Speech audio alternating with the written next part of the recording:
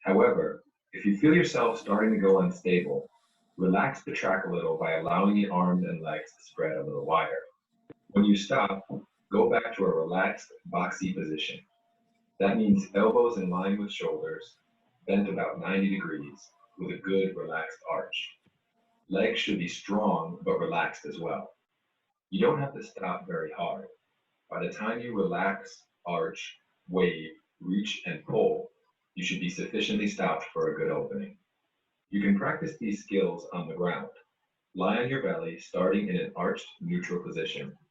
Then bring your arms back as you extend your legs and raise your butt off the floor. At this point, only your shoulders and your toes should be touching the ground. Your hands should be at your side, in line with your hips. Your back should be straight, without an arch or a hump. Your legs should be straight, with knees locked and toes pointed.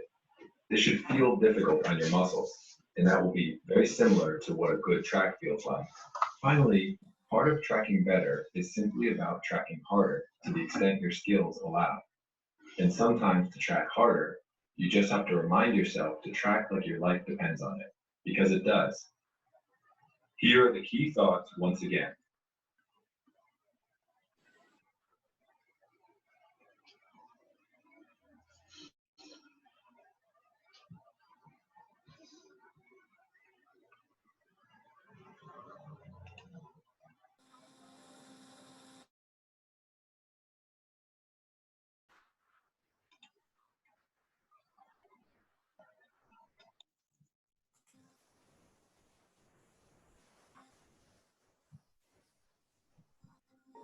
Thank you, Rhythm Skydiving Instructional Series.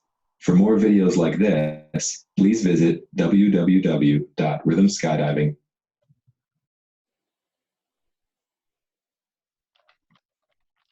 Okay, so I don't know if the video was reversed on your screens, but it was on mine. Yeah. That just shows how technically challenged I am. So, but it was the content of it that that really made the difference, made the point. So it shows you in that video a proper body position for tracking. We have a couple of slides that we can share with that also. If we could start moving towards that.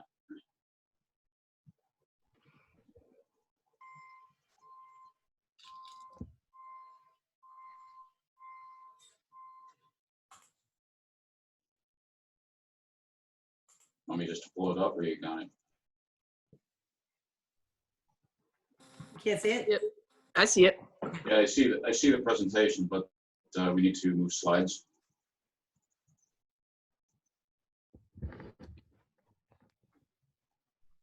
I have it up on the presentation. Okay. Yeah. Can we go to slide 4, please? That is. Okay, not on mine. Nor on mine. I see the slide 1. Yep. Yeah, I see slide 1 also. Me Yep. too. Okay. I think it put the presentation on a different screen. Oh, jeez. Okay, hold on. Let me try this. Okay, there you go. Okay, so this body position demonstrates what we call a delta track. Okay, more of a relaxed arch. Legs are moderately straight, arms out to your side. It's a good body position for getting horizontal distance. You'll use that on big waves sometimes to get closer to the formation if you're on the outside and you're last out. But to save your life, not a great body position. And Can everybody see this? Are we up? Can everybody see that? It's Okay. good. Yeah. Good, thank you. next slide, please. Next slide, please. It is. Yeah, I think it's hanging up or on a different screen again. Yeah, it's not here. I would just click through, get out presentation mode and just tap click down through it. each. Okay. Yeah. Do you have the slides? Why don't we just all go to Renee's house? Okay. There we go. I'll cook. So this I see very often on when people are tracking. You can see that it's not the same body position they were speaking of on the rhythm video. You can see you have more of an arch. Arms are at the side, legs are straighter, but they're not rigid. Okay. So this is not a good body position for tracking. Next slide, please. And we all should know who this is, or some of us should. That is a pretty good body position. You can see the legs are straight. He's diving down a little bit. You can get a little bit more of a reverse arch or hips up presentation, so he would be flatter in his track. And the next slide is a really good picture of what a flat track should look like. I believe this is one of the rhythm members. Yes, Jeanette. Yes, Jeanette. You can see with the shoulders are rolled down, hips are up, legs are straight, toes pointed, arms at side. You can actually use your hands to steer. I do. Little subtle movements from your hands will get you to the steering. So this is very important for big way. You need to know how to track fast, track hard, and you should feel it. If you're not feeling some discomfort in your abs and your legs, or at least tension on there, you're probably not tracking hard enough. Next slide, please. Okay, so this is just a graphic on, you know, the difference. You can see the different body positions in the graphic, even though it's made up. But the horizontal distance covered is accurate. You're going to be doing more of a downward motion on the delta track as opposed to a flat track. So learn how to track. I've shared the URL on the chat. Save it to your computer. Look at it every now and then. It's a good video. Okay, so moving on. Need my notes here too. Okay, so also know your drop zone. Basic safety stuff on your drop zone. The more people in the air, the more it applies. You have 4 people in the air. You're all landing in the same spot. There's plenty of room. Okay, now multiply that by 25. You got 100 people in the air. Okay, and you're all trying to land in that same area. There's 100 canopies in the air. Crossing runways. Know what the local regulations and rules are. Very important. It does vary from drop zone to drop zone. Most drop zone will have a policy where you don't cross the runway under 1,000 feet. Don't cross the runway under 1,000 feet if that's the regulation there. Most drop zones will do that. I just do that as a rule. Okay. In your landing pattern, okay, your canopy pattern and presentation will be dictated by the organizers, but for the most part, it's all the same. Get into the pattern, stay in the pattern. Don't try to get down first. Stay with your pattern, stay behind the person in front of you. If you have to fly in half brakes just to stay out of them, then you fly in half brakes. Don't zoom down. Don't try to be the first one down. Don't try and get in front of the person in front of you unless there's a safety issue with that. Very important to stay with the pattern. Learn the pattern before you get in there. Learn the direction, the holding area, where everybody's going to be setting up, and follow everybody in, one after another, side by side, wherever the space dictates that. And follow the first person down unless it's specified, unless there's a specified landing direction before you go up, which there usually is with big way. So canopies, canopy control and your landing pattern are key with that. That also includes videographers. You're opening first, you should be landing last. So if you're doing video for a big way, common practice at a lot of drop zones, we all see it. They're doing tandem videos and they're trying to get down to videotape the landings of the tandems, and that's their job. That's unacceptable in big way. So if you're doing video for a big way, stay in the pattern. You're opening up at sometimes 6,500 feet or higher. So you just stay up at 6,500 feet and then come down just like normal. You'll be the last one to land. Okay. After you land, check in. Especially people landing all over the place, check in. Some drop zones or organizers will have a place to check in specifically, make sure everybody's back. hook up with your gear check partner, your safety partner. Let them know that you're back. Let everybody know you're around. Okay. And again, follow the DZ rules and regulations. Okay. So we're going to move forward here. Larry, Larry has a question about Okay. wing loading. Because of a 0.9 wing loading, is that something they should alert the organizer to? That is something they should alert the organizers to, but that doesn't exempt you from staying in the pattern. There's a safety issue here. You know, if you're landing faster than, like I said, you know, stay behind the person in front of you, fly at half brakes, unless there's a safety issue. Okay, well, if you can't stay behind the person in front of you, even at half brakes, well, then you have to slip to the side and let them know where you are. Always communicate with the people under canopy. You know, it's you. Your wing loading is your choice.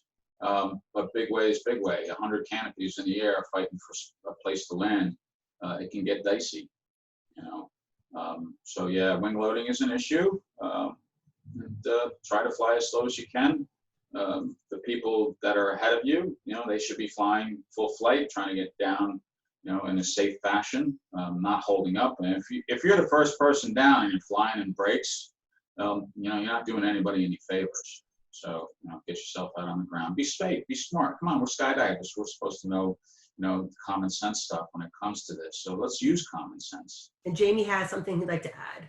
Yeah, go ahead. So through the years early, you know, when we were doing big waves, there's a couple terminologies that people live by, and that's like, keep your head on a swivel. Mm-hmm. A lot of people get very target fixated when you're in, okay, we got 4 of us. Everybody can pretty much stagger 25, starting to get a lot more people. You're going to be landing pretty much with some people at the same time. Start going into the 80 ways, the 100 ways, etc. You may be bumping end cells, you know, and some people, you know, learn your canopies to your landing patterns, as Barry was saying. But okay, we're doing a 4-way, we're just jumping with a couple people. A lot of people will do S-turns here and take up a lot of real estate over the drop zone. On a regular day. In a big way, this is something that really is a problem. You do that, you're going to be cutting somebody off, bumping into somebody, having a canopy collision. So it's very important that if you are somebody that's used to doing S-turns here, learn your canopy, learn, you know, how to properly land it and put it down when you want to. And as Barry was saying, learn to fly in brakes. But if you're going to, somebody's in front of me and I'm going to slam on my brakes, you got to look behind you, because there's a very good chance somebody else is behind you now, and you could be, you know, now doing a canopy collision with them backwards without even looking. So keep your head on a swivel and stay away from those S-turns would be my 2 cents for that. Yeah, and you beat me to that. It's a very important point, and that falls into pretty much what we're going to be talking about next is awareness. I like to call that the bubble of awareness. Imagine awareness is a bubble, okay? If you have a very small bubble, you only see what's in front of you, okay? You need to make that bubble large so you know everything that's going on around you all over, okay? Up, down, 3-dimensional, you need to know not just under canopy, but in the air also. The more people that are in the air, the more variables that you have, things can go wrong. And it goes wrong exponentially. If you've ever been on a big wave funnel, which is always a blast, especially at opening altitude or break-off altitude, you'll know what I mean. You need to be aware of everything that's going around you. You can't be fixated on, like you said, you know, fixation on one particular spot. You need to know everything that's going on around you. So stay aware. And one of the ways that we stay aware is we stay calm. And a calm skydiver is a good skydiver. Okay, stay calm, breathe, pay attention. Don't get all uptight. Don't get all amped up. It's good to have, you know, a lot of energy on any skydive. Okay, but you need to be able to stay calm about it and have that energy. Don't get all uptight and worry about things, but pay attention to everything that's going on around you. Okay, so those are really good points. And just to answer, Corinne, whatever canopy, the jokes are there, but whatever canopy opens is actually good. Okay, it's your canopy. You know your canopy. You know how to fly your canopy. I'm jumping. What am I jumping? Samurai or Jedi 136. Scott, you're probably jumping something smaller than that. Jamie even smaller than that. And Renee jumping something just a little bit bigger. So you need to know your canopy. you need to know your canopy. Be comfortable with it, and you don't need to be throwing on different variables when you're doing big way. The more input you have, the more things that you change, the more things can go wrong. So stick with what works, and then just fly it accordingly. And again, keep your head on a swivel. Those are good words. And keep your awareness large. Don't be fixated on one particular point. Okay. Also now, so we're going to get into. We had one more comment. She says, Okay, "Try I'm the sorry. 7-cell, and it's been told it opens too slow for doing big way. Corinne, mine opens so incredibly slow. That's not a problem." Well, so who was it that said this the other day? Might have been in one of my readings. If generally, in big way, you're going to be given an altitude to open. Okay, outer ring, no canopy. Generally, you're going to say in most big ways, no canopy is above 3,000 feet. Okay, so if you're not comfortable, or you're not comfortable, or you don't think that you can open or deploy your canopy at 3,000 feet, and if you don't think you can deploy your canopy at 3,000 feet and make a decision by your 1,800-foot decision altitude, then you need to do something different. So if you're pitching at 2,500 and you're sniveling down to 16, you probably should be jumping another canopy anyway. If it takes a long time to open, again, save your life, track like your life depends on it, because it does. So learn what you have and how to work with what you have. 7-cell canopies, I don't know that they open up any slower than 9-cell. I had a 7-cell that used to put bruises on my inner thighs. For some of us old folk, we all know what a bruisere is, and that got its name for a reason. They hurt. So not all 7-cells open slow. So, okay, does that help? I hope it does. Hey, Barry, it's Scott. If I could just interject here for 2 Yes, sir. seconds. The other question I was asked is, who told them that? If Kate Cooper Jensen or Barry had told me that might mean something. If somebody who's got 50 jumps and heard something from somebody who thinks they might have heard something, check with all the great instructors or people that know big way before you go changing equipment, because that's not if you want to ditch your 7-cell and get something else, that's not a cheap change. Buying more weight for a weight belt, that is. Pay attention to who's telling you that information, whether they're big way savvy or have just heard some rumors and all that stuff. And I personally jump a Crossfire 109, which is notorious for sniveling, and I wore that on the 357 way record back in 2004. But for some big ways these days, and since I'm getting older and it's required for night records and everything that I've done, I've actually started upsizing my canopies. I keep my 109 as my regular canopy, but I have a 135 that I jump for some really bigger stuff, 80 ways and above and things like that. Or if something has like a tighter landing area than some other drop zones, I'll jump my bigger canopy.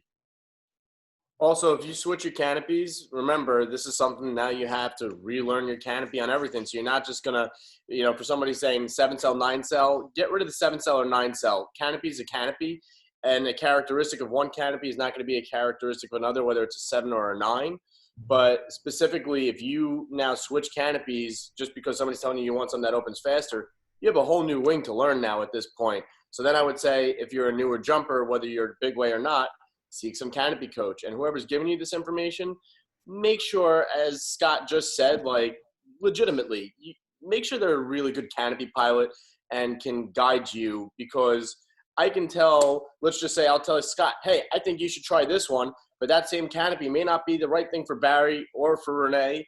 And, everybody has a different reason for it. And, as Scott said, that Crossfire Yeah, it may snibble a little bit longer, like he said, but I could tell you that's one of the most reliable on-heading opening canopies, and he'll probably agree with you on that. Should get one of those. So, Yeah, and along with that, you know, if you're not comfortable with the canopy you have, making a change on game day is not recommended ever. Okay? If you're going to make a change, don't do it on game day. And that's probably a bad decision. We don't want to be burning a new canopy when you have 100 or 200 or 300 or 40 other canopies flying around here. So if you're going to make a change, make a change. But don't do it on game day, please. Don't do us all a favor, and yourself, more so yourself. So that puts too much stress on you. And I think Okay. that the same could be said of a technique that you're employing for the first time. You want to have practiced those flat tracking characteristics well before a big way. Yeah, that should be everyday life for a skydiver, is Yes. practicing that. That's just goes along with, you know, it's all our safety protocol, you know, going through our emergency procedures. We should be doing that on the ground. We should all know, we should have it ingrained in our memory during this sitting on our butts, because there's nothing else to do except practice our emergency procedures. Throw your rig on, feel your handles, close your eyes, feel your handles, so you know where they are if you can't see them for whatever reason. Go through that. And again, that we're going back to safety, which we were going to touch on a little bit later as part of, not too much later. You should be going through your emergency procedures on a regular basis on the ground, at the loading area, in the plane, and have it in your head. Most of us that have had cutaways, it's kind of second nature if you've been doing that. And once you make that decision, it's like, oh boy, you know where they are, and you go through it, and then you finish it, you go through your emergency procedures, you get a reserve above your head, and it's like, what did I just do? Not really, but it's kind of a natural movement, and I know most of us have had a cutaway here or there. Some of them more violent than others. So, All right, so, okay, back to Big Way. back to Big Way. Well, this is still Big Way, but anyway. We're all like ADHD. What? Bird, squirrel, squirrel. squirrel. Okay, so another thing that USPA's student program doesn't necessarily cover in depth is relative wind and presentation to it. Okay, over the past, I don't know, 5 or 10 years or so, students that came off of the program, when you say, mention to them the term relative wind, okay, they don't understand what it means. Okay, so relative wind is the wind that is relative with you at the time. Now, when you're exiting an aircraft, I need my whiteboard, Renee. If you could stop screen, there you go. Okay, can you spotlight? So I'm going to use my artistic skills here. Okay, so you have an aircraft, okay, and you're exiting the aircraft from the door here.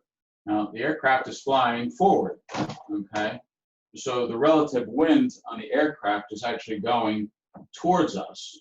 All right, so the aircraft is flying into the wind and the relative wind is in that direction. So if you stick your hand out the window or the door of a car or an airplane, you can feel the wind pushing your hand back. Okay, it doesn't come from below us at that point, it comes from in front of us, because that's where we are falling relative. Okay, so as you leave your aircraft, okay, your fall rate is going to create a curve, okay, to about 10 seconds outside of the aircraft, okay? And as we are on this curve of relative wind, so the longer we get out of the airplane, our forward momentum slows down, and the relative wind will be coming from down below us as we're falling into it, okay? So as you leave the aircraft, you need to present and fly that relative wind. And four-way skydivers know that as the hill. Other skydivers do also, okay? So you need to be flying that relative wind. If you get out and you just kind of go belly to earth, I'm not going to pull up any videos, although I could. You're just going to end up on your back. You're going to get unstable. You're going to lose sight of the formation, which is not a good thing in big wave or any other formation for that matter. Yeah, so you need to learn what relative wind is and how to present yourself to it. Now we can go to this slide on the presentation. That's not it.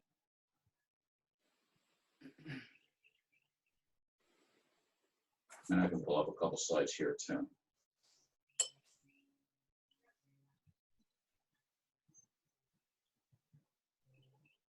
Okay, so this is somebody that is exiting an aircraft. You can see her body position. She is flying with her belly towards the front of the aircraft. She's actually presenting into the relative wind. Is that a great exit for a big wave? No, not necessarily, but she's kind of going backwards, but she's flying the relative wind, okay? I have a few other slides, but this one is good enough for today. So if you don't leave the aircraft flying the relative wind, you are going to become unstable and you will lose sight of the formation. Now at P3, they talk about three things during your exit, okay? That is called presentation, present, identify, intercept. Okay, I'm kind of jumping around a little bit. So as you exit the aircraft, your mission is to present yourself to the relative wind, identify your target, and intercept your radial, which we haven't talked about radial yet.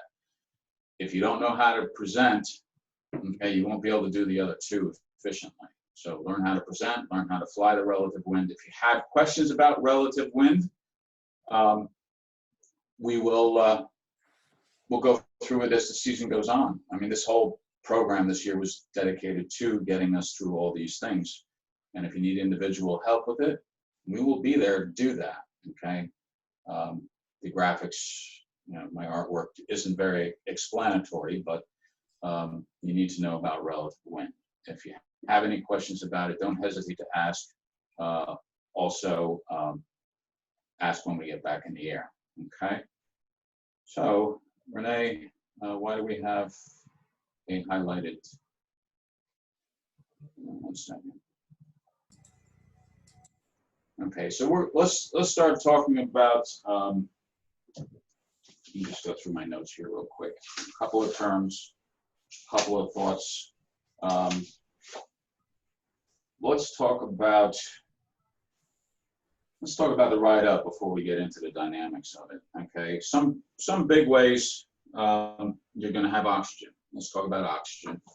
I want to touch on that because I learned something recently that I never really thought about before. Okay, hold on one second. So at most big ways, you're going to be given a cannula. Not all of them, but some of them. This is what's remnants of one that I had. It's the only one I had left. There's a number of ways to deal with the oxygen. Okay, cannula. You've seen them before. You know, nose piece goes in your nose. You put it around your ears. You tighten it up like so. Okay. Some people like this. They have the hose sticking out from underneath their helmet, and they can hook it up to the hose that's provided for them in the aircraft.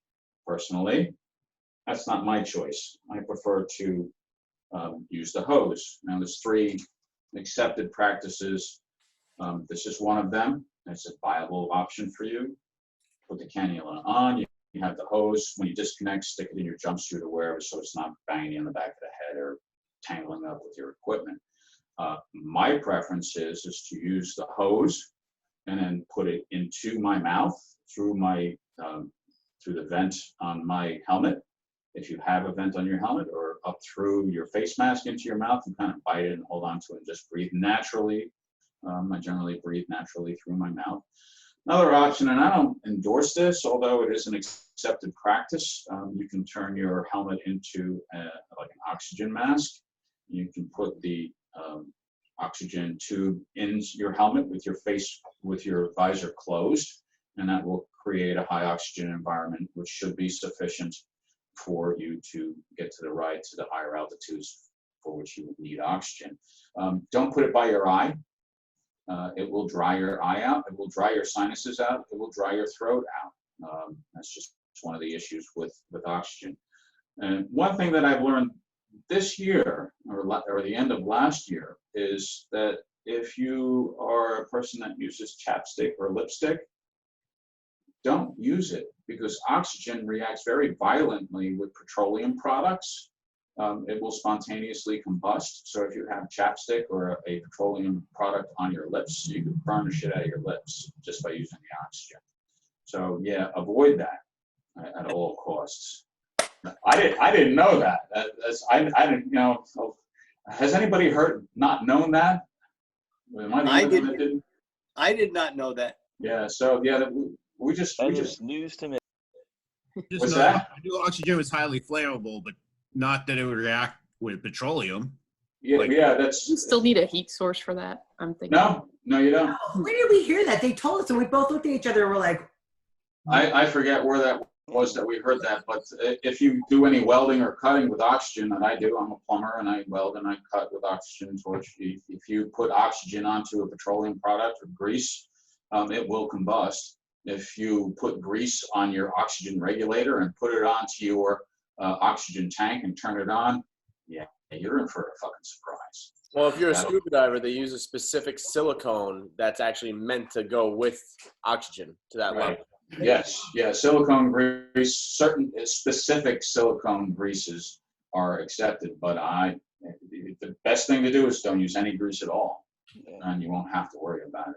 But yeah, it will spontaneously combust. You don't need an ignition source or a heat source. And Barry, I'm guessing the ignition source would be static electricity in this case. Actually, it's a spontaneous combustion. It's a chemical reaction. You don't need a spark. It's a chemical reaction. I just found this out. I know I've seen it spontaneously combust with oxygen out of a torch onto grease, and that's fun. It pops and fires up without even having a flame. So that's always fun. You end up. Yeah, my understanding is it's much more likely to occur under pressure, which is why it's far more concerning in the scuba diving arena than the skydiving arena. But yeah. Yeah, it is. And under pressure, it becomes explosive, but it will burn you at 14.7, which is atmospheric. So yeah, it'll burn you at atmospheric. I didn't know that. Who the hell thinks of that shit? I guess somebody that's burned their lips off using oxygen in a skydive. So if you're at a gay bar the night before, wash carefully. Okay. How to go there? Should I mute him now? Yeah. So also, okay, the ride to altitude. That's with the oxygen. That's something that I wanted to bring up today because a lot of the people that are at Cross Keys, and I understand this is, we're trying to bring the people at Cross Keys up to a level for which we can do the sequential record in August. Unfortunately, we're a little behind schedule, but we will be using oxygen a number of times during the year, and this is something that a lot of people, a lot of newer skydivers haven't seen yet. So we need to be talking about that. Okay. There's other things to deal with oxygen, but it's not something that we need to talk about tonight. Okay. Now, the structure of Bigway. Okay. It's been broken down to us by P3. Okay. They have it. The system and the sequence of what we do in Bigway is broken down into 7 categories. Okay, starts with the debrief. I'm just going to run through them real quick. Starts with the dirt dive, then the jump, landing, pack, debrief with video, take care of yourself, eat, drink, go to the bathroom, all that stuff, and then repeat. Okay, so we'll start with the dirt dive. Well, a lot of us that have been around for a while have been on time for a dirt dive. Okay, on time is late. Okay, if they tell you to be there at 6 o'clock, be there with gear on, ready to dirt dive at 6 o'clock. Okay, that doesn't mean you show up at 6 o'clock with your gear. That means be there at 6 o'clock, because that's when the dirt dive starts. So it's always good to be there. I'm going to read that later. It's always good to get there a little bit early. Don't be the last one there. It doesn't look good. I did that once. I was taking care of somebody that had a bad landing, or checking in on them, and I walked out 1 minute before the dirt dive, and I was late. Everybody was looking for me. As a matter of fact, the load organizer came to get me. That was bad. So don't do that. Okay. Show up ready to skydive at the dirt dive. Know your slot before you get there if it's been given to you. On big waves, a lot of times the slots and the dives will be posted in advance. You will have a plane assignment and a seat in the plane and a position in the formation. Know where you're supposed to be and get there. Okay. If it hasn't been discussed, like, you know, when we do competitions like the 20-way competition, which is still considered a big way, we don't always know where we're going to be before we get to the dirt dive. Yes, Renee? I was saying goodbye to Jamie. Oh, okay. Taking Bye, off. Jamie. See y'all later. All right, take care. Thanks for showing up, man. Hey, always a pleasure. Later, guys. Yeah. I do have a comment about, you know, showing up, you know, being on time is late. When we were at the P3 camp, the one thing that they did share with us, like it was okay if you went low or you didn't get to the formation, as long as you were not dangerous and you had a good attitude, they were going to help you no matter what. So if they came over and said, hey, you went low, and you're like, well, it was because it was David's fault. He was distracting me. They didn't like that. So, you know, that's the other thing. Nobody likes to be the low man out. Nobody likes to make the mistake, but we're learning. It's like Dan BC said on one of his Zoom calls. It's just skydiving. We're just trying to have a better skydive. That's it. So if your organizer comes up and tells you you messed up, you messed up. Just be safe and be open. Don't have a shitty attitude. Yeah, like and Sean Healy. Yeah, like Sean Healy. And don't take it personally. If you know the dirt dives or prior to the dirt dives will be when personnel changes are made. Don't take anything personally unless you really did something egregious. Then you need to take it personally and fix it. Okay, but you know sometimes people don't make it to the next skydive for one reason or another, and usually if it's fun stuff, and even on some of the big stuff, it's not usually a performance-based adjustment. Sometimes it is a safety. Usually, it's a safety-based adjustment. So very rare does somebody get asked to sit out because of performance, unless they're really trying to get a record and they've repeatedly made mistakes. Larry Henderson was a good example on the last Zoom meeting from P3 that was interesting. He didn't have his lucky gloves on 2 jumps and he went low, so they asked him to sit out. That's Larry Henderson. He's a P3 organizer. He's an excellent skydiver, and he's a great guy too. So anyway, dirt diving. Don't be late. Know where you're supposed to be if it's been posted, and don't be a chatterbox. That's bad. Okay, organizers don't like fighting with 20 different conversations. Pay attention to what's going on. And in the dirt dive, you're going to be asked to do a number of things on occasion. You're going to need to do a door jam.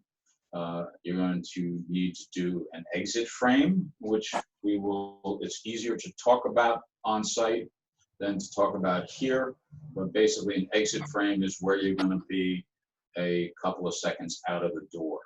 Okay, so as the plane moves forward and everybody exits the plane, okay, they get themselves where they're supposed to be a couple seconds out of the door, a second out of the door, where they're going to be when they get out into the air. So you're basically spreading out that exit. So you can see what it looks like, okay, from the air. Now, I couldn't find a really great picture of an exit on a big way to put in here, which I wanted to do. But you can see as you're exiting an aircraft, whether it's a big way or just a 17 way out of a caravan. You see how it all spreads out, where you have the base and subsequent divers thereafter. Okay, that's an exit frame, and you stop there and you take a look at that on the ground, so you know what you're looking at as you present. Okay, now you know what the identification piece looks like. So you're identifying what's around you and where you're supposed to go. And then as you continue through the dirt dive, that's where you intercept your radial and you get on your radial. Okay. So let's start talking about the jump. So that's enough for the dirt dive. So the jump, so presentation, present, identify, intercept. Okay. So you present at a relative wind, you identify your target, you know where you're going to go, and you intercept your radial. Okay. So what is a radial? Let's get a written definition of what a radial is from Mark Brown. He has a lovely set of okay, so a radial is a line from the center through your slot, continuing beyond the red zone. Red zone is what the camera can see. Okay, so this is a graphic of a radial. Okay, you can see every person on this has a line going through the center of them to the center of the formation and across to the other side. Okay, that is your radial. Okay, the radial is determined basically by what the camera can see. Okay, which can be on like a 300 way. It can be a football. It can be 300 feet. You have all these people that are setting to line up to dock onto a formation or to take their slot in a formation. It gets large. The larger it is, the longer your radial is, and the longer the red zone is. Okay.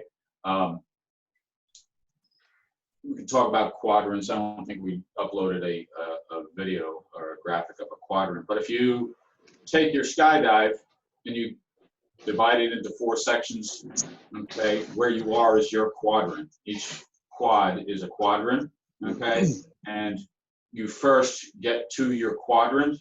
Then Renee, all we can see is you. Renee, all we What's can wrong with see. that? Yeah, you're right. Never mind. Oh, you're not sharing? I can see the graphic. I can see the graphic too. I see a graphic. Is that better? Oh, I didn't. Okay. I don't. No, Renee, I can see the graphic. I wonder why some people can and some people can't. Are you share screen? Yeah. Screen sharing? Wait, let me stop Because now. because Zoom is cheap. Yeah, Zoom is cheap. Yeah. And every platform. I now know who the computer person in the group is because she'd be the only other person to laugh at something like that. Is that Okay, better? you're back. That's good. Yeah, I can see that. Okay, so this is again your radial. Now you divide that up into quarters, and that would be your quadrant. So as you go to identify and intercept, know where your quadrant is, and get to it, and then you intercept with your radial. And that red zone again is kind of what the camera would see. That's the best definition of it, and that can be anywhere from on a smaller group from 25, 30 feet all the way up to 100 yards or so, depending on how big it is. Okay, line up and then fly into it. Okay, get on your radial. Okay, and next slide, please. Okay, and your radial, once you find your radial, okay, you need to be in a position where you create the stadium effect. Okay, everybody should be above the formation, on a 30-degree angle, I believe is close to the accepted angle. If you know what your angles, I don't pay attention to my angles. I just know where the radial is from just sheer repetition. And I'm sure most of us old timers know where we're supposed to be on a stadium.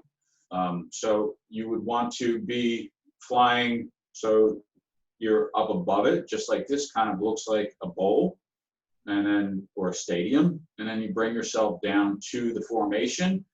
And that stadium line usually stops about 5 feet or no less than 5 feet outside of the formation for which you should stop. Make sure that you can get to the formation.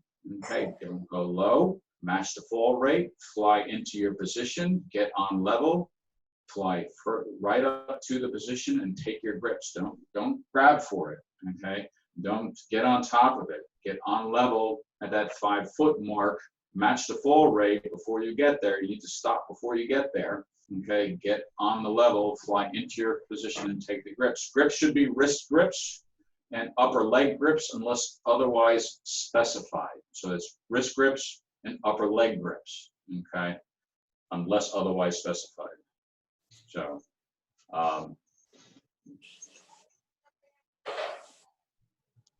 and okay, so that covers the basics on the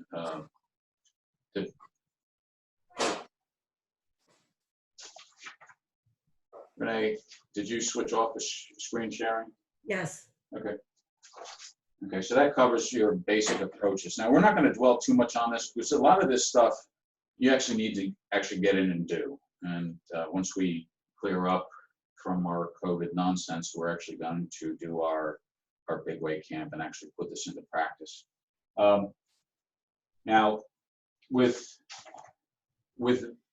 these large formations, you're usually going to be flying out of multiple aircraft, okay? And getting back down on the ground, know which aircraft you're supposed to be in, know your position on the aircraft, load accordingly. You know, last person out is first person in and vice versa. So know where you're supposed to be in what aircraft, get used to the concepts of doing formation loads. Over at Cross Keys, we have confirmation from the owners, Pico and Nadia, very gracious hosts. They will do everything for us this year. We will be doing formation loads on a regular basis as, you probably should spotlight me, Renee, because we're looking at you. We will be doing formation loads, there you go, on a regular basis, based upon capabilities. Pico had said we can do formation loads every weekend.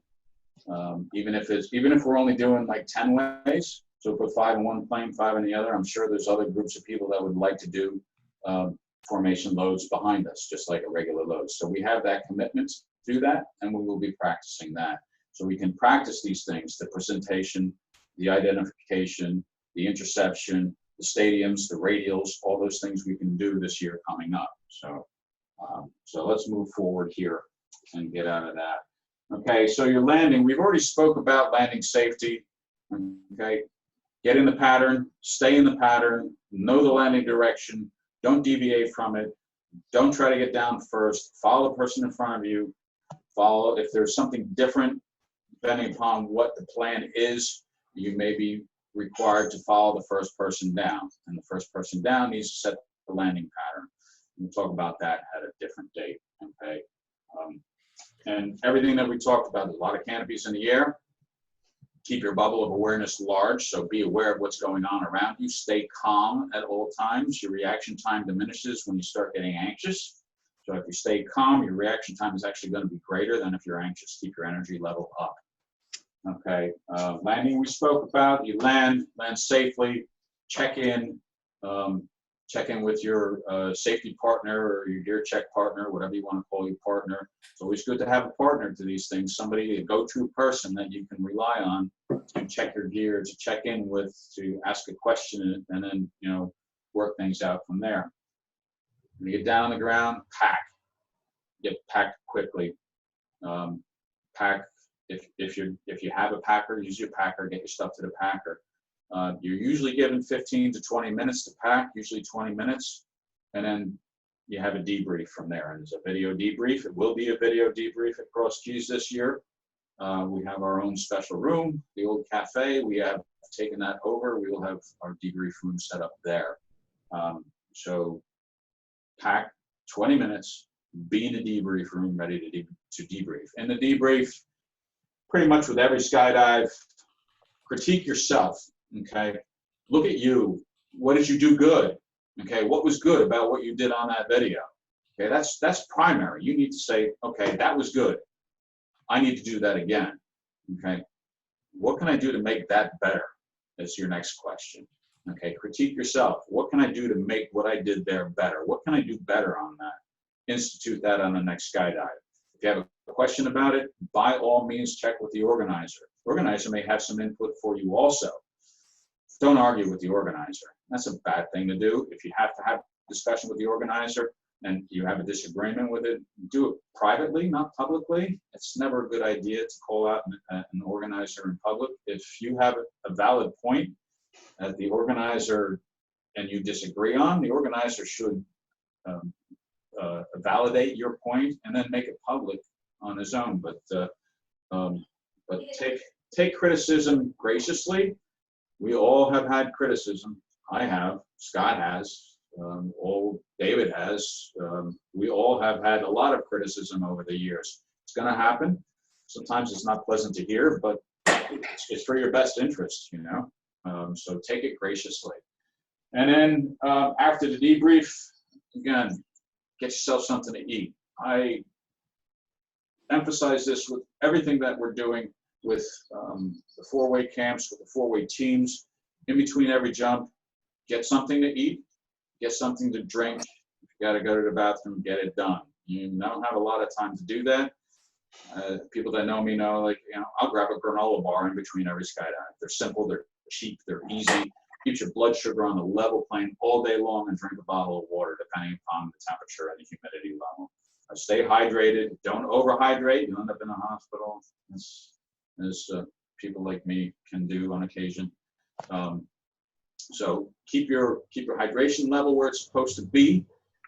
Eat something between every jump. This way, you're not fluctuating with your blood sugar. You'll lose energy if you do that. You know, something light. Don't eat a big meal during the day. It's never a good idea to stop and eat 10,000 calories for lunch. You will not perform the rest of the day. It will be bad. Try and keep even all the way across. And then you repeat it. Every skydive gets repeated. If you're doing big waves, you're going to be repeating it for a number of days until you get it. You get it your first time out, guess what? You're going to do something new. Okay. And we've been on those. Some of us have been on those. You get it out the first or second try. Okay, now what are we doing? Oh, we're going to do something bigger. Oh, okay, well, we're going to put in another point. So it's a repeat. That's why we do the video debrief, make the corrections, and move forward. Okay. Now those are the main points that we needed to talk about. Okay, with the big waves. Let me just go through my notes. With the big waves that we're going to be doing. Okay, and where we're going to be going. Okay, let's talk about fall rate. Okay, every formation has a different fall rate. Okay, you get like a 10-way star in the center with lines coming off of it like whackers. Okay, that's going to be a nice fast falling fall rate on that. Okay, you get yourself a nice diamond formation where everybody's tight with compressed accordions being tight in the center too. That's going to be a lot slower. Okay, dress for success. First and foremost, you need to have an RW suit. If you don't have an RW suit with grippers, get one. It would be in your best interest because you can't be doing big wave formations without having grippers on your suit. Okay, if you're a free flyer, that's great. If you want to wear a free fly suit, that's great too. But make sure your free fly suit has grippers on it. It has to have arm grippers and it has to have leg grippers.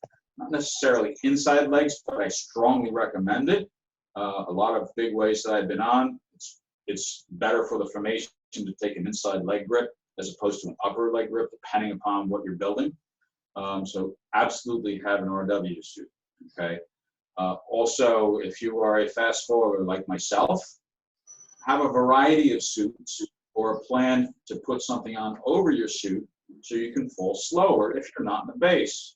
You know, being last into a formation with a fall rate like mine, sometimes I got to wear a sweatshirt or a t-shirt or something even slower. Poor guy out in P3 last year, it must have been 100 degrees. Big, I don't know if he was a Russian guy or something like that. He was looked military. He was huge. That guy wore a fleeced sweatshirt the entire time there. He was sweating bullets. I was like, and he spoke English okay, but it wasn't perfect. And he was like, I could do this. I'm good. But he was huge and sweating the whole time, dressed for success. If he wasn't wearing that, he would not be successful, and he wasn't. He was a big, muscular guy. He felt like a brick. Okay. Other side of the coin. Okay, if you're very light, very thin, you weigh 98 pounds, yeah, you're going to need to have a tight nylon jumpsuit and probably have to put on 20, 25 pounds of weights if you're jumping in the intersections of a large formation. Okay, because as you join the formation, you become part of the base and you need to fly as if you're part of the base. So if the fall rate is high, you need to keep the fall rate up and don't drop off. Okay. I have, like I say, I have 4 different jumpsuits with 4 different ranges, all in that very fashionable black and magenta color. So it doesn't make any kind of deviation to people that are looking at me. People that are docking on you are relying on your colors. So if you're going to make a change, you need to express that, and you need to be wearing that when you come to the dirt dive and announce it to the people around you, and even the organizer too, if it's appropriate.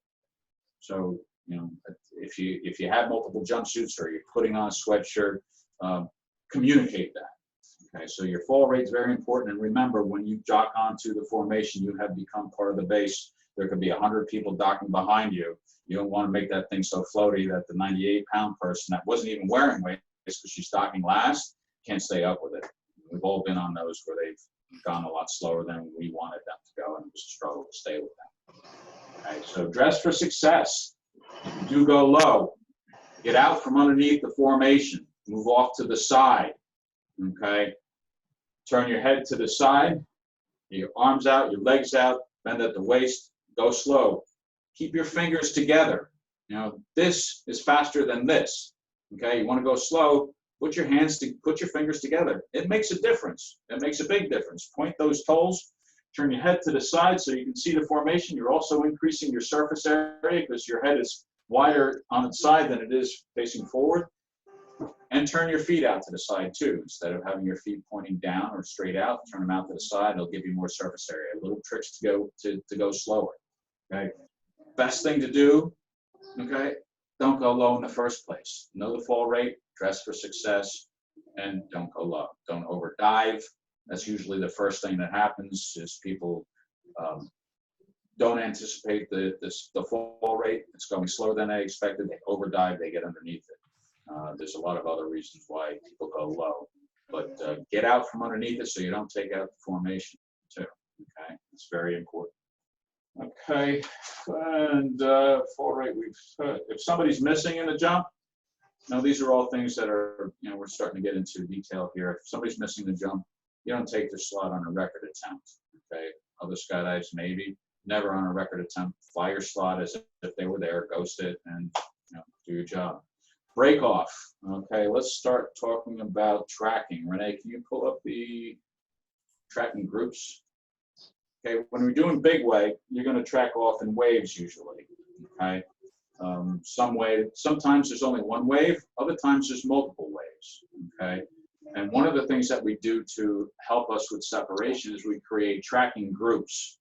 Okay, can you go to the first slide, please? Okay, tracking group is usually a group of people that track together. Okay, for part of the skydive. So if you have like a break off at 6,000 feet for the first group, you're going to form a tracking group. The tracking leader is the person at the head. His responsibility or her responsibility is to keep the group together, gather them up, and establish and maintain a heading. So you want to be 180 degrees out from the center of the formation. So just turn and go the opposite direction from the center of the formation. Taking your tracking group off on an angle is not a good thing. Okay. And you can see how this is set up. On this slide, the person in the center is gathering up the troops, keeping a visual on them, gets the group huddled together, gets the angle or the line away from the formation established, and then maintains it. Don't overrun your tracking group captain. Okay, and then once you get your tracking group out, next slide, please. Okay. This is what we want to be achieving. So you have your tracking group, you're getting away from the formation, and at a specified altitude, you break off in the fan type configuration. Doing a very wide spread like that section, the second photo on there, that's bad. You'll be intersecting with people from other tracking groups if you do that. Okay, next slide, please. So this is kind of what we're trying to achieve here. You can see how safe this is, okay? You get a good hard track with your tracking group, and then you spread out at a specified altitude, and you kind of create like a starburst effect from there. And that is one of the safest ways to get away from a large formation.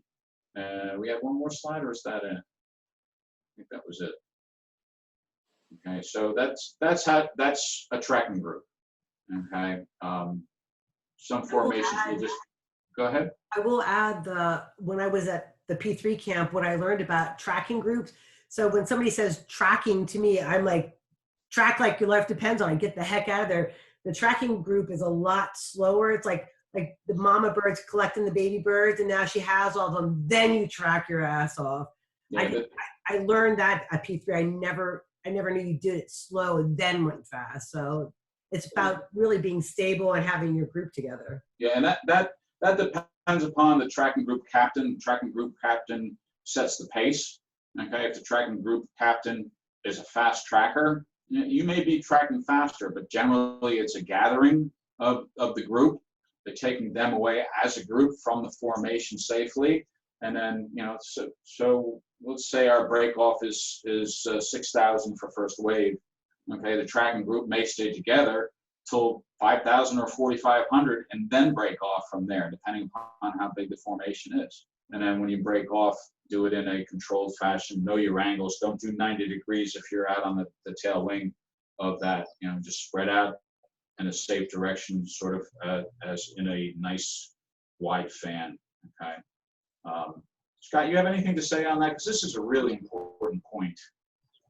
And you've been on you nailed it. And the only thing you might run into is with really larger formations is sometimes they'll assign some people to pull out early, such that they completely fill that everything behind you and fills like the whole sky with canopies and gives everybody plenty of room instead of just everybody gathered on the outside of the formation.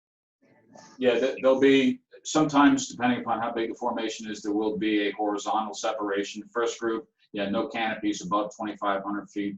Second group, yeah, okay, or second wave, yeah, okay, we want you at 3,000 foot deployment, and so forth and so on. And sometimes they'll be staggered up and down. So you do have not just the horizontal separation, but you have a vertical separation too. So that depends upon the formation and the organizer and the break-off plan. Okay, so that's and again, under canopy, maintain the pattern, stay in the pattern, watch for collisions. There's a lot more people in the air than what you're used to if you're not doing big waves on a regular basis. And even if you are, there's a lot of people in the air. You need to increase your bubble of awareness. You need to know what's going on around you, not just on a horizontal level, but all around you. There's people behind you, below you, above you. There's a lot of people in the air. Pay attention, keep your head on a swivel, stay there. And don't try to be, don't be racist. It's not time to race your canopy. We're not swooping. If you're out there and you're gonna swoop the pond on a big wave formation, you're probably gonna get cut. I'll cut you. I'll send you home. Because that's a safety issue. So don't swoop the pond unless you don't want to do it anymore. And then make a grandiose exit. Goodbye. So not always a good idea.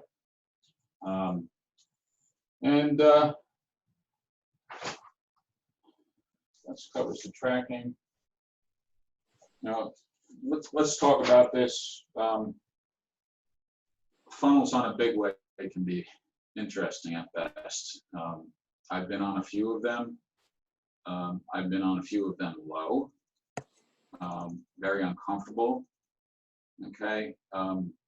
Clear your space.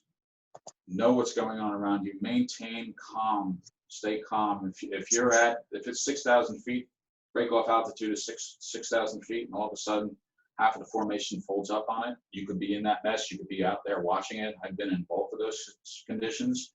Okay. You need to clear your space and get safe. Okay. Try to, it's one of those things. If you're at break off altitude and, oh, that reminds me too. If you're at break off altitude and it funnels, okay, first wave, get out. Okay. If you're clear, get out. If you're in the mist, okay, if you're underneath everything, You know, if you're underneath the formation, and I forgot to mention this when we were talking about going low, if you go low, get off, get out from underneath the formation, get out to the side, and even if you were in the base, in the center of it, the core 10-way, and you went low for whatever reason, okay, you leave with the first group, okay, and you track your ass off, even if just tracking, you just track your ass off. And if that means that you have to open up a little bit low, you know what? You got to do what you got to do. It can save a life, including yours. So breaking off, like funnels at break off are uncomfortable, and there's a lot to be said and done about that. If they're at a higher altitude and you go low, the same rule applies. If you can't get back up to the formation, do your best to get back up to the formation. Okay, stay off to the side of the formation. If you are low or you are out of the formation, leave with the first tracking group. Leave with the first wave. If you're not part of the formation, even if you were part of the base and you're outside the formation, leave with the first group. Okay. And then we talked about debriefing, keeping the runway clear. We don't need to talk about that. Cameras, if you're wearing a camera, that's up to you. A lot of big wave people, a lot of big wave formation people will ask that you, organizers, I'm sorry, a lot of big wave organizers will ask that you do not wear a camera. Your camera is a distraction to what's going on. Okay, we have videographers. They want you to be focused on what's happening in the formation. They don't want you fooling with the camera. Okay. I haven't been jumping with a camera lately because I've been doing mostly big waves this past year. But when I was doing 4-way, I'd wear a camera pretty much every jump, but big waves, I don't, because it's just a distraction. We're usually trying to do a record or competing in something. So we encourage you not to wear a camera on the big way. And then other than that, you know, visibility, okay? I wear black with magenta grips. Why do I wear magenta grips? It's a joke with some people. It's, you know, they call it pink. They kind of make fun of me, but there's a reason why I wear that, because you can see that. Okay, I've had more compliments and words of appreciation from me wearing magenta on a black background than anything else that I've gotten from skydiving, because people on a big way, they can see it from all the way across the sky. It's like, oh, there's my grips. Okay. Visibility is crucial. If we were wearing a black jumpsuit with black grippers and everybody else is wearing a black jumpsuit with black grippers, guess what? If you're wearing black helmets, nobody knows who the hell you are, and it can take a longer time for people to decipher where they're supposed to be. And sometimes, and it's happened to some of the best of us, you've gone into the wrong slot because you were following the wrong person, because it's the same color as the person that you're supposed to be following. So visibility is important. P3 doctrine, or the outline, shows actually somebody that's wearing a very bright orange jumpsuit, okay, with black trim. That's great visibility. If you're looking at it from underneath, his back is all black. It looks just like everybody else. So the visibility needs to be seen by others from above, not others below you. Because if they're below you, they're in the wrong spot anyway. So visibility is crucial. Wearing a bright colored helmet, some people, organizers, will do that. Look at Guy Wright, he's all yellow. Scott Latinis will wear yellow.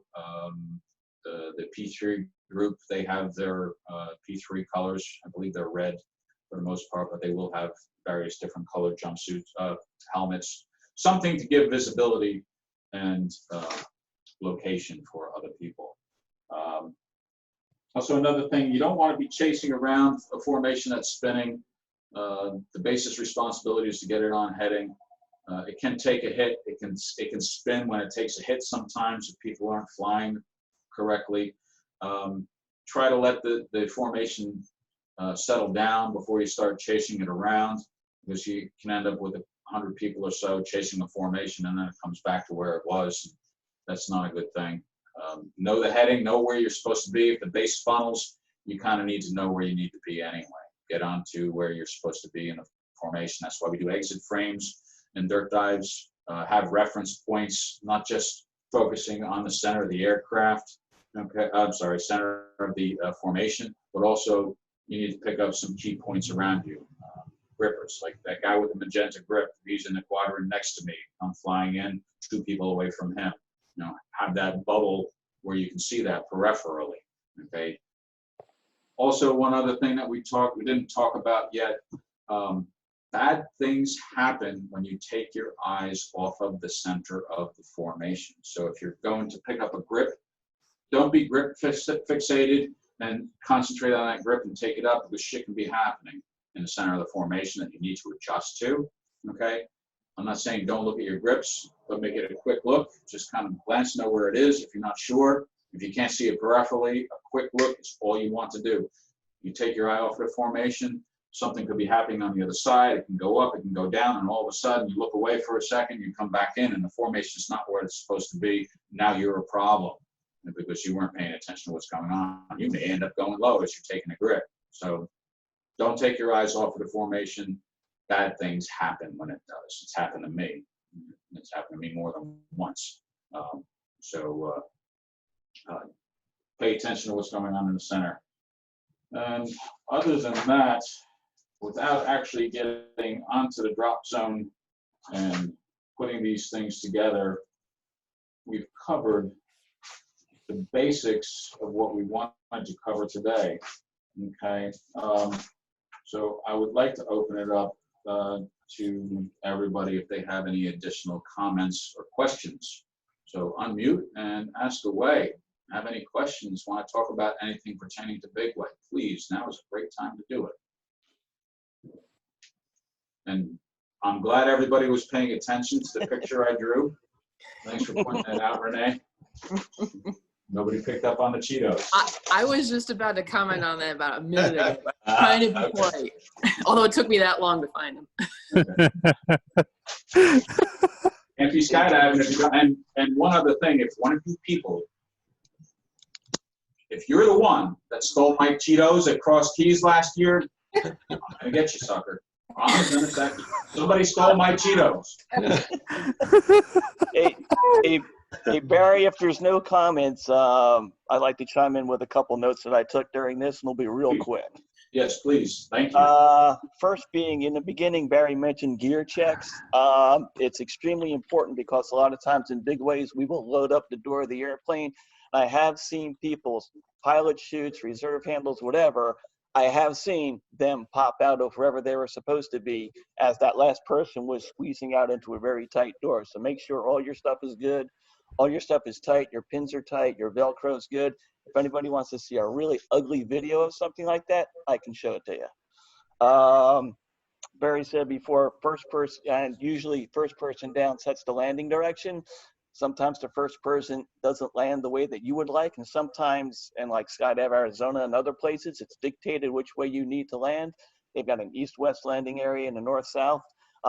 If you can't fly crosswind and keep your canopy straight, there's a great big desert for you to land, and I will tell you right now, on many big ways, I am usually either getting a ride back or, you know, one of the last people to get back into the hangar, because I very frequently land farthest away and then just bring myself back in instead of dealing with all the mayhem of everybody that wants to swoop in front of the beer line. Once you get down to the formation, this gets back to once you're already down to the formation, your job doesn't stop. Once you take your grips, you absolutely positively have to keep flying. If you watch a whole bunch of big wave videos, you will see people getting to their slots, and all of a sudden the thing starts to breathe out because everybody relaxed, their legs relax, and everything starts going back. Once you get there, your job becomes even more critical because you need to fly. If there's and don't be a victim, if there's a small wave coming through the formation, you keeping your grips and just keeping your eyes on where you need to be and flying your spot and doing what you need to do, you can help filter out that wave such that it doesn't affect the rest of the formation and become a bigger wave. So in your slot, fly your slot, don't be a victim all the way until break off. You need to fly your body, can't relax. That's it. Other than that, Barry, spectacular job, Barry. Really appreciate what you and everybody put together here. Great stuff. Thank you very much. And I hope to see all of you at Cross Keys this year. We will be having our full-blown camp. And we do have a program set up. As soon as we open up, soon as everybody gets current, we're going to be on it. And it's going to be big wave Saturday and Sunday, hoping to do formation loads once the talent or the skill level increases to a point where it makes it feasible.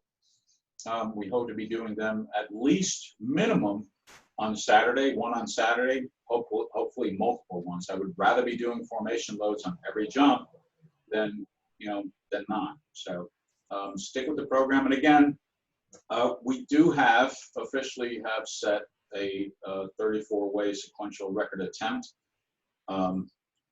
Record, not attempt, we're gonna do it in August, okay? And that record, those record jumps are going to be invitational, okay? We're hoping to bring the newer skydivers at Cross Keys, because this is a Cross Keys program. The newer skydivers at Cross Keys up to a level where they can successfully do 34-way sequential out of 2 aircraft. It's not that hard, guys, okay? It's really not. And the dives will be structured so we can be successful in it. A lot of the people on this Zoom call are going to be drafted into it. We have plans for a number of people. We have every plane in a formation load will have a plane or a load captain, a plane captain, and they will be in charge of that particular plane in conjunction with the organizer, the main organizer. If you have 3 or 4 different aircraft, every aircraft has a plane captain.